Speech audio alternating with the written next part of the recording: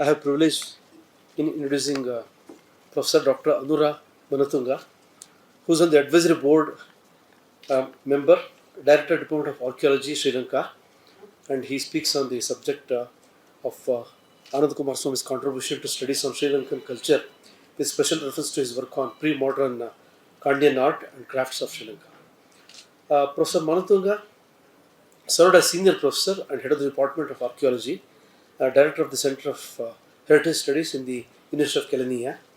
He served as the Director General of Archaeology, Vice President, Joint Secretary of the Sri Lanka Council of Archaeologists. He is conferred Fellow of the Sri Lanka Council of Archaeologists. He was a visiting research fellow of the University College of London and University of Cambridge.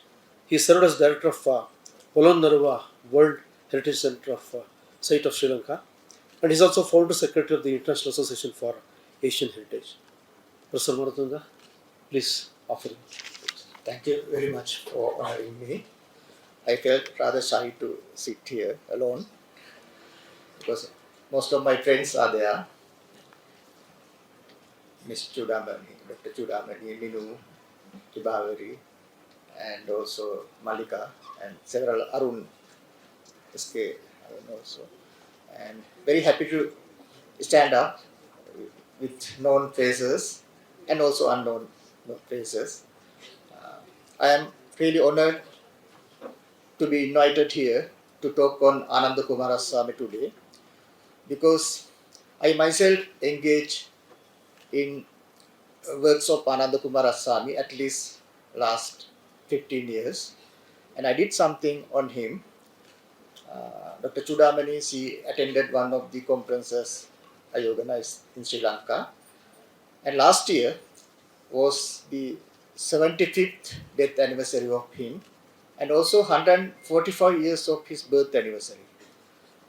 We wanted to have a big international conference, and Indian Embassy also wanted to help us. They promised me to help, but unfortunately due to some political unrest in Sri Lanka last year, we couldn't do that.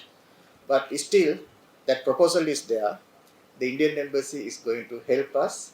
So if they help, as they promised, we can have some kind of gathering next year, and I would like to see you all there if it happens. So first I will go directly to, before I am going to my speech, I would like to thank the Mythic Society of Bengaluru and its secretary and president, and also the Indira Gandhi National Center for Arts for inviting me and my colleague Malika to Sri Lanka. And Malika, she is from Ananda Coomaraswamy's own village in Jaffna. So she is very proud of that. And I asked him whether you are a relative of him or not, but she did not know about that. Because now almost all Coomaraswamy's relatives left the country long ago. They might have some relatives there, but most of them left the country. So first I will go to the next slide. I will start from there. So why Coomaraswamy? Why we are going to talk on Coomaraswamy today? This is mainly on Sri Lankan perspective actually. In Sri Lankan perspective, he is the first Sri Lankan with scientific or systematic research.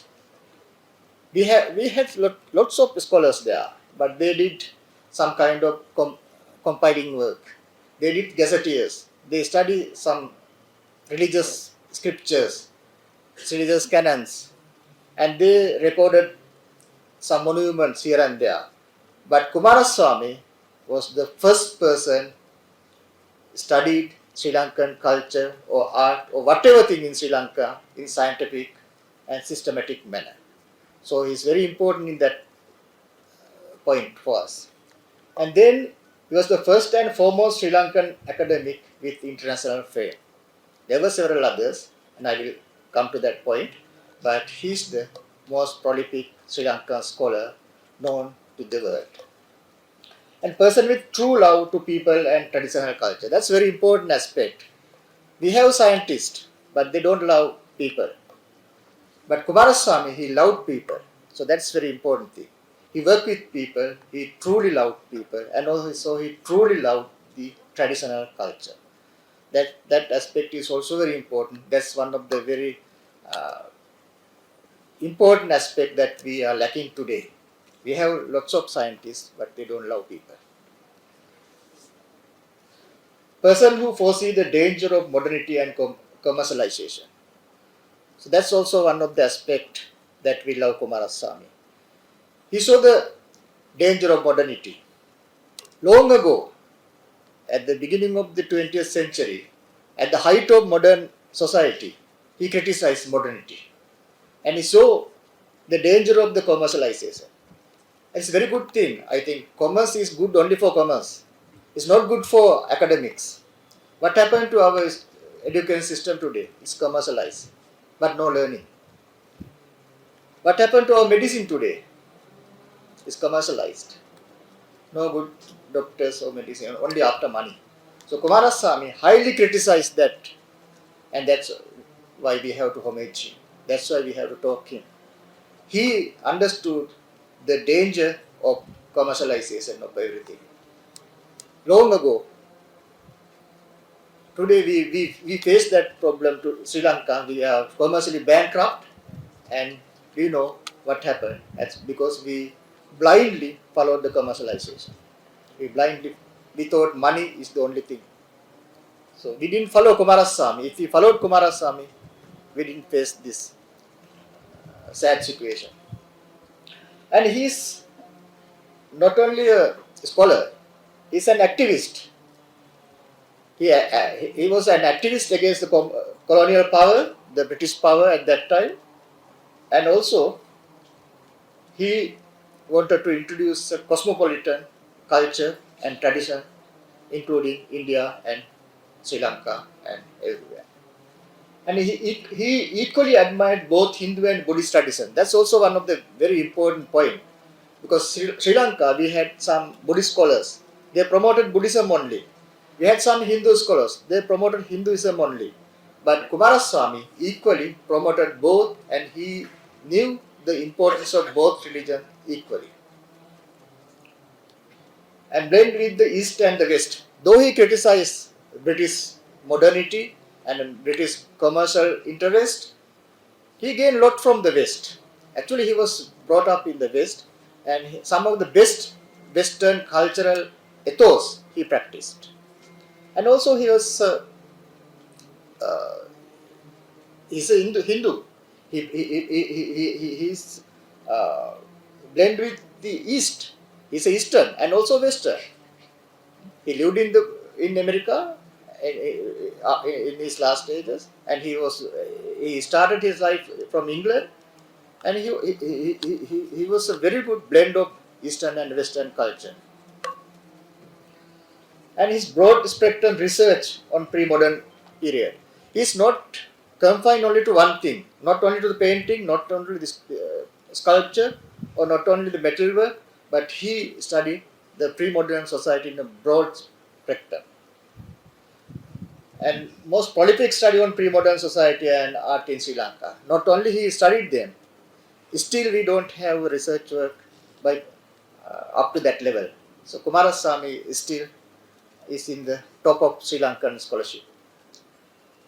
And art and crafts beyond description is also very important. We have compiled a lot of work. There were several archaeologists. They compiled those things, but they didn't analyze the things. But Coomaraswamy always analyzed the things. So that it went beyond mere description. So that's also a very important thing. Amalgamation of tangible and intangible culture. So Coomaraswamy did not think only about the stones, metal, or the sculpture or buildings. He saw the culture behind that. Nowadays we understood the importance of the intangible part. So as an archaeologist, I myself, and we also work only on material, tangible past.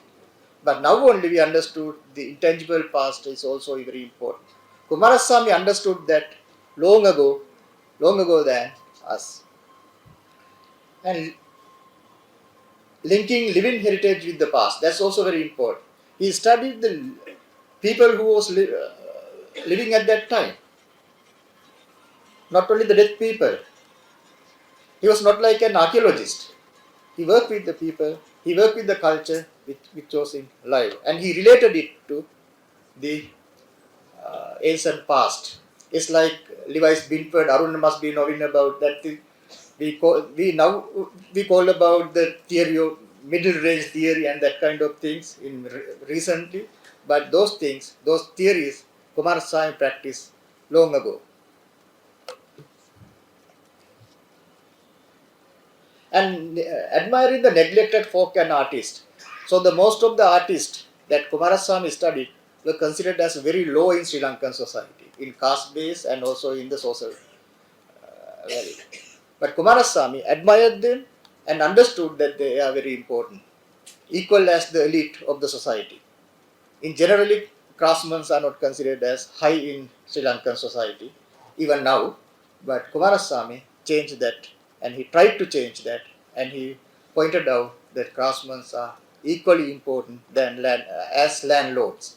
In Sri Lankan society, landlords are the most important, and Coomaraswamy pointed out the craftsmen are also like landlords. And his theoretical and philosophical approach, I think Malika and also Chudamani Madam also talked about those things, and there are several others will speak on that. And his unconditional love to arts and people, that's also there. And rigorous field studies also one of the most important aspects. He didn't work only on the museum, and he didn't work only in the library. He went to the field. That's one of the most important things. He did both. He read, he analyzed materials in the museums, and also went to the field. So that's also one of the most important aspects of Coomaraswamy's work. And his rare knowledge of science and the arts. He was a scientist actually. He was a geologist at the beginning, but turned into art. So these kind of things, I think, we have to consider when we are talking about Coomaraswamy. And before come to him, I would like to introduce these three people. They were equally important to Sri Lanka as internationally known Sri Lankans of the 19th and early 20th century. One person, Peter Philip Jurian Coin Ondanji, he was the first Sri Lankan, first Asian, had some impact on the European society. He migrated to Netherlands in 1814 and became a minister of Netherlands, and then he fought against the then prevailing political system, and he considered as a national hero in Netherlands, and he is considered as the first Asian impacted in European society in the 19th century. And you would be very happy to hear that he's a person from Kannada origin. He's a Sri Lankan, but they migrated to Sri Lanka from Kannada. He's a Kannada Chetty family, and they are now well known in Europe. Even Michael Ondanji, you must have heard about, who got the Booker Prize 2 years before. And these Ondanjis have a Kannada blood. And then Sir Muthu Coomaraswamy, Ananda Coomaraswamy's own father, he was the first Asian who got knighthood from the British Queen actually at that time, and invited to the colonial bar.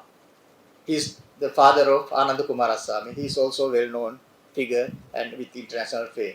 And then you all know Anagarika Dharampala, who established the Mahabodhi Society in India and the father of the modern revival Buddhism.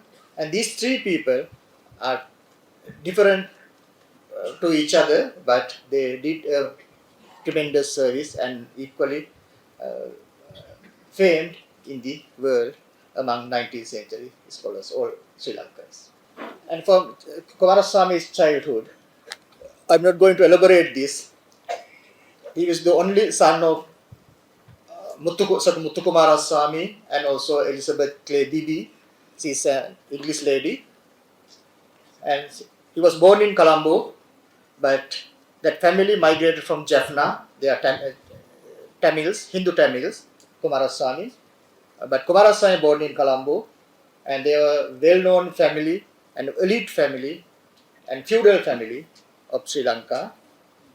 But unfortunately, as you told in the beginning, her father, Muthukumaraswamy, died when he was 2 years old. Actually, the same day when Ananda planned to go to England with his mother, the same day Muthukumaraswamy died. So he couldn't go. At the age of 2, he left Sri Lanka, and he learnt in the Kent, in the Wales. He was there with his mother, Elizabeth Clay Bibi, and thanks to his mother, and she was a very liberal lady.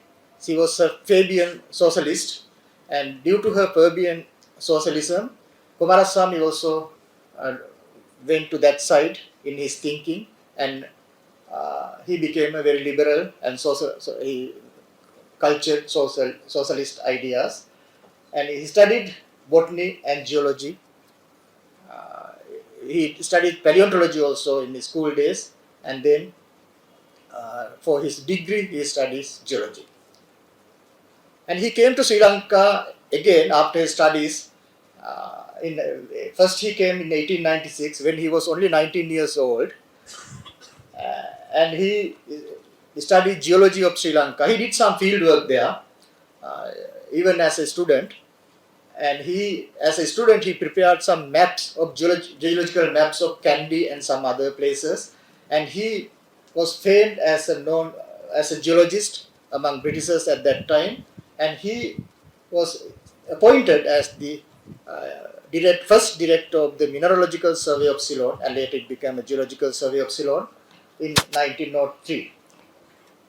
But his connection with Sri Lanka, even before he appointed as the director of the Geological Survey, since 1896 he visited the places, and he was with his girlfriend at that time, Ethel, and Ethel was a well-known weaver, and she revived weaving in England, and she also accompanied Coomaraswamy on her field tours, and also taken all the photographs in his books by Ethel. And also Ethel introduced William Morris to Ananda Coomaraswamy. William Morris is well known for his socialist aestheticism, and that person was the mentor behind Coomaraswamy actually. Coomaraswamy's ideas were shaped by William Morris, and William Morris was introduced to Coomaraswamy by his girlfriend at that time, and later became first wife. First wife means Coomaraswamy had 4 wives from time to time. But at once he has one, fortunately. One by one has 4 wives, and his first wife, and all the wives were influenced his academic life. That's very important, and one can do a research on the wives' influence of Coomaraswamy. All of them were Shaktis for him, real Shakti. You know about the in Rajasthan that Ranjan, that Devi, she was also with her second wife, and later an actress was his wife. Like that, there are 4. You can see them in the internet, everything now. Next one, please. Here, and he travelled, and he also published. At least he published 4 reports on geological survey in Sri Lanka, and also he discovered several geological ores, mineral ores from Sri Lanka, which was not known about that time. Thanks to this geological tours, he could approach the countryside, and then he could approach, thanks to his wife, the artist, and then he cultivated the interest of artist and art and artisan. Next one, please. And Coomaraswamy, after his tenure was over in 1906, he formed a society called the Ceylon Social Reform Society. He was the founder president of that, and he joined the national movement through this, and they published the National Review, Ceylon National Review between 1906 and 1911, and this is the organ of Coomaraswamy. Most of his articles at the early stages were found in the Ceylon National Review, and also uh, at the inaugural address, he mentioned the aims and scope of his Ceylon National Reform Society, like in this word, in order to address the causes of degeneration and renew local interest in native languages and literature, as well as vegetarianism and national dress. It's a very important thing. See, Sri Lankans, we didn't have a national dress at that time. Elite had their own dress, but general people, they didn't have a national dress. So, introducing a national dress is one of the key issues in Sri Lanka at the beginning of the 20th century. So, he also, he did not like that wearing trousers and coats and ties and everything at that time. He also left those things and wear like that in that photograph. During this period, he also fought against that, and also he was talk against the English language monopoly in Sri Lanka. He wanted to teach Tamil and Sinhala in every school. He considered the native language as the best for educating people. And this is very important. See, the office bearers of Coomaraswamy Society, these names are very important. That's why I take them. Coomaraswamy was the president, and Abdul Rahim, he was the vice president. See, he was a Muslim. So Coomaraswamy always he cut across this petty ethnic differences. He worked with English people, he worked with Muslims, he worked with Sinhalese, he worked with Tamils, he worked with Hindus, he worked with Buddhists, Christians, everybody. So he was such a broad-minded person. So that's also very important. And also he worked with ladies also, very important. See, the Mari Museus Higgins, she was a lady, and she was a German lady, and possibly the first lady who did some important work in Sri Lanka. She established the Museus College in Sri Lanka. That's one the biggest ladies' college even present today in Sri Lanka. And see, Batuan Tudave, he was the person who translated Mahavams into Sinhala, from Pali to Sinhala. And E.R. Gunaratna, he was very closely associated with Tagore. Even E.R. Gunaratna's daughter was named as Tagora in respect to Tagore. So he was very closely associated. And Hulugalle was the representative of the Legislative Council of that time. And Peter de Abru is a philanthropist, and also he was behind the Buddhist education. So all these people, and Donald Abesekara, he was the next president of the Social Reform Society. Coomaraswamy left Sri Lanka in 1911, and thereafter Donald Abesekara became the president of the society. But Abesekara was very much introduced in the indigenous medicine, not only the art. Therefore, the Coomaraswamy's the Social Reform Society went to some other area, and it was promoting Ayurvedic medicine. They wanted to have an Ayurvedic medical college in Sri Lanka. They collected lots of money for that, but it was not enough to establish a new college there. But what they did was, they sent some Sri Lankan students to Calcutta to study Ayurvedic medicine. And Ayurvedic medicine also revived there in Sri Lanka thanks to this society. And he also appointed some honorary members for his society. This also shows his cosmopolitan thing. Alfred Russell, he was also the socialist aesthetic person. And also Annie Besant, you know about Annie Besant, she was behind the Theosophical Society of India. And Coomaraswamy also promoted Theosophist doctrine. And Henry Steele Olcott, he is also the founder of the Theosophical Society. Rhys Davids, he is the founder of the Paritech Society in England. So Wilhelm Geiger, German scholar who translated the Mahavams into English. So he collected all those people, and went a journey with common aim. And this is his organ, the Ceylon National Review. This is one of the later, the photographs indicating one of the later issue. But in his first issue, he mentioned his aims and scope in this language. I'm not going to read all those things, but you can see what was he meant by this Ceylon National Review.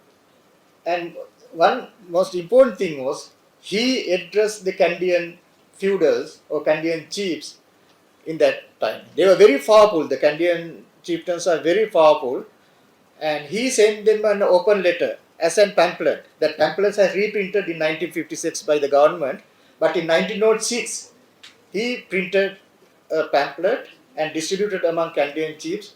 And he criticized some of the Kandyan chiefs that you have only power and you have only thinking only about you, but you have to look after this art. Art is deteriorating. Your children are educated in the British schools. Why don't you teach them Sinhala and teach them Buddhism and teach them Hinduism and that kind of thing? So he openly addressed them, and this letter is considered as one of the landmark of Coomaraswamy's impact on Sri Lanka. And most of the Kandyan chiefs, they are in this photograph, and they supported Coomaraswamy for his studies on the medieval Sinhalese art. In his book, you can see a few Kandyan leaders' name in his acknowledgement, because they helped him to study the Kandyan art. See, he took very much interest on the Kandi area, so that's why I mentioned that my paper will be more emphasized on the pre-modern period. Coomaraswamy did not use the word pre-modern, he used the medieval. But I have a question about that, the word medieval, therefore I use it, the pre-modern here, but he always uses the word pre-modern. In his work on the pre-modern period in Sri Lanka, he took a great interest on the Kandy Temple of Truth. From its history, we know that the tooth tradition was taken from Kalinga to Sri Lanka in the 4th century CE, and then it shifted from capital to capital and became a symbol of the royalty, and it still is considered as the symbol of power. And he mentioned about all these things and studied those things, and not only the history but the ritual, art, artisans, and monks and chiefs associated with the Tooth Relic Temple. He studied all those things, and he was very much interested on the vernacular architecture. So at that time, people they wanted to have huge bungalows or British type of bungalows with bricks and with tile roofs and all that. But he was not happy about that. He always admired this type of architecture, the open space with circulation of wind and other things he admired, and always he referred to this architecture as the best type of architecture for the oriental climate. And he took very much interest on the carpentry and wood carving, and he went to see the carpenters, the traditional carpenters, and he studied them thoroughly. And some of these things can't see today, already deteriorated and neglected, but in Coomaraswamy's books you can find them. So one of the roofs he studies is one of the wayside resting house called Mangalagama Ambalama, so he studied that. And these are the wood carvings of temple of pillars. So there are two types of wooden structures in Sri Lanka. One is the temple on pillars. They are wooden temples made on pillars, wooden pillars. Or those pillars were highly carved like this. They were simply neglected at that time, but Coomaraswamy paid very much interest on them. And the other type of buildings were the wayside resting houses. There were wooden buildings everywhere. So Coomaraswamy was the first person who paid attention on them also. And he took interest on the mural paintings. He has mentioned that these mural paintings represent the Mauryan art, the Mauryan tradition and the Sunga tradition. You can't see the Sunga and Mauryan tradition in India today, today means in the Coomaraswamy today, in the early 20th century, he said, you can't see them today, but you can see them in Sri Lanka. In Sri Lankan mural paintings, you can see the same tradition is followed by them. So he studied them, see this type of paintings. He always catalog them, interpret them, and show the importance of preserving them and admired them. And he took very much interest on the Buddha statue and also several sculptures. But you know about his book on the origin of Buddha statue, but it was related to the Gandhara and Mathura images. But he also paid attention on the Kandy period Buddha images, and he was this type of Buddha images were considered as the aesthetically low at that time. We were always admired the classical sculpture of Anuradhapura and Polonnaruwa period, and the Scandian art and sculpture were considered as a very low and aesthetically low one, and the people engaging them is also not respected. But Coomaraswamy changed that attitude. And ivories also, he paid his attention on lots of ivories and metalwork. He has written a lot on the metalwork and the craftsmen also. He went from village to village and met them, interviewed them, and catalog their work. And Canadian jewelry also. He has mentioned that nowadays the people are following the Manchester manuals. Don't follow in the Manchester manuals. You must follow the Canadian manual. And go to and make Canadian jewelries, like it was mentioned in his writings. And pottery and potters were not considered as a craft or art at that time. It was only a poor person's work for livelihood. But Coomaraswamy took it as one of the most important artwork and also a craft work. And weaving and embroidery is one of the most important work because his wife of that time was a weaver, and she actually in his the chapter on his book of the medieval Sinhalese art on embroidery was written by his wife, Ethel Coomaraswamy. And mat weaving also. Recently we got the UNESCO recognition of this mat weaving of Sri Lanka as an intangible cultural world heritage of UNESCO. And Candian regalia. So those regalia were not in Sri Lanka at that time. They were in England, but later they were repatriated to Sri Lanka. But at that time, Coomaraswamy urged the importance of repatriating this throne and the crown and also the sword. They were taken by Britishers in 1815 when they captured the Candian kingdom and kept in Windsor Castle for about $1 million. And here, in Coomaraswamy's interest was mainly on the medieval, he called medieval, I call it a pre-modern, and that period. He was not that much interested on the classical period of Sri Lanka. The reason may be because he left Sri Lanka in 1911 and then he came to India and other places, and also he understood the classical Sri Lankan culture is only a part of Indian culture.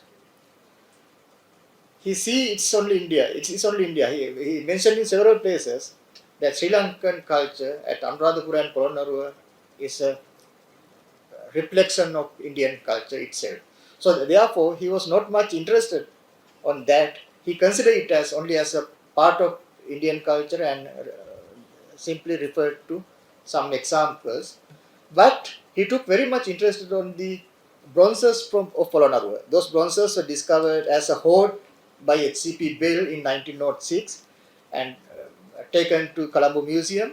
And Coomaraswamy wrote a book on these Hindu bronzes, and that is the only serious work of Coomaraswamy on the classical period of Sri Lanka. All the other work he just mentioned about one or two examples, but these bronzes he studied. He mentioned little about these paintings, but he didn't go deep on the subject. But these paintings, he interpreted them as apsaras, and that's very important because it's still the most recognized and respected interpretation is by Coomaraswamy. There were several other interpretations. There were court ladies and also some dancers, and there are several other meanings assigned to them by several scholars. But Coomaraswamy's interpretation them as representing apsaras are the most accepted idea.